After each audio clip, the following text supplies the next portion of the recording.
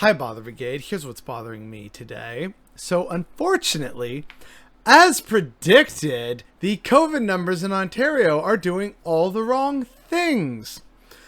So, a couple things, right? Recently, our premier rather, said, "Look, it's fine. Go out. We don't have to bring masks back, and we don't intend to." I think that was Christine Elliott or someone who said that recently. And they were saying that we don't need to do this because we have all the hospital beds. We have 3,000 more hospital beds.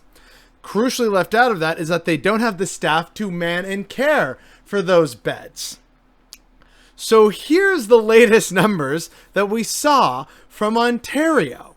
Ontario sees COVID-19 hospitalizations increase 40% in 1 week. Yeah, hospitalizations increased 40% in 1 week.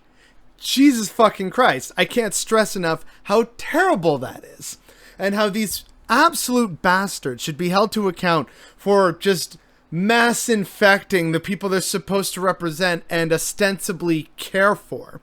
Unfortunately, though, it gets worse because based on, the hope, right, of, okay, so most people are vaxxed, at least with 2 doses. So, we're going to get rid of all mandates and restrictions, and we're going to see how that goes. Well, here's a very interesting graph. So the gray dots represent where we were until recent reporting. Green was kind of best case scenario of no increase in transmission.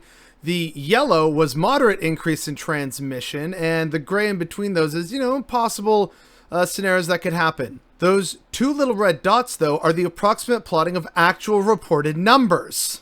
So the situation is now exceeding the worst case scenario of what the people at the Ontario COVID science table or whatever had actually plotted out. In other words, it's not meeting expectations, it is exceeding expectations in the worst possible way.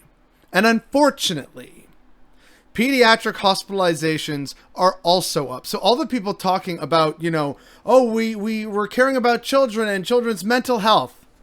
Please tell that to the increased children in hospital that you actually probably don't care about and will find any justification to, say, oh, well, it's not actually that bad, whatever, either in the comments below or elsewhere on the internet, you absolute spectacular ghouls. This is the current situation. And again, those 2 dots, hopefully that, starts to taper off and we get kind of just like a larger, shallow dome of that yellow line. Unfortunately, probably not the case because, again, based on the wastewater that people have been tracking, it's the highest it's ever been during the pandemic, and it's the most transmissible variant that is also more infectious than Delta and Omicron, and it's being allowed to spread freely in this province and in others and in many other corners of the world. Why? Because it's all about that money and the economy and capitalism. And while we may have the beds, we don't have the bodies to take care of people.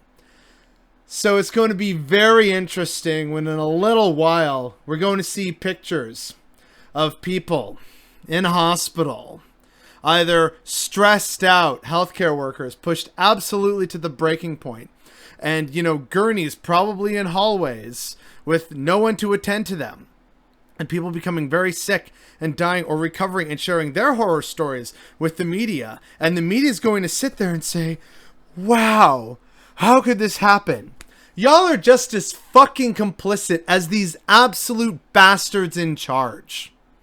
And people are going to sit there and think, how did it get to be this? What went wrong? And they're going to ask the same questions when we've had the answers for a long ass time. And the train will have finally crashed. And we are going to look on in horror and say, how could this have happened? And those of us who've been forced to ride on this terrible, awful train ride are going to have to sit there and say, are you serious right now? You seriously don't see how it got to this point while we and others were screaming that this was the bad move, the wrong move, a terrible, awful, bastard idea.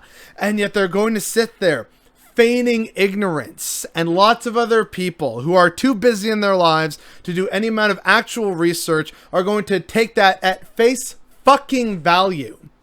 and nothing will have meaningfully been addressed. Nothing will have meaningfully changed. And we're going to do the same circle of stupidity over and over again because we refuse to do what's right and we refuse to learn our lessons, and people like the media refuse to do actual, honest, good, genuine reporting that goes against official government narratives, because media is also just bought and paid for largely by the capitalist class. And so that's why we're going to have to sit through another round of terrible media coverage and terrible, inexcusable government action, while more people are going to be hospitalized and be sick and die.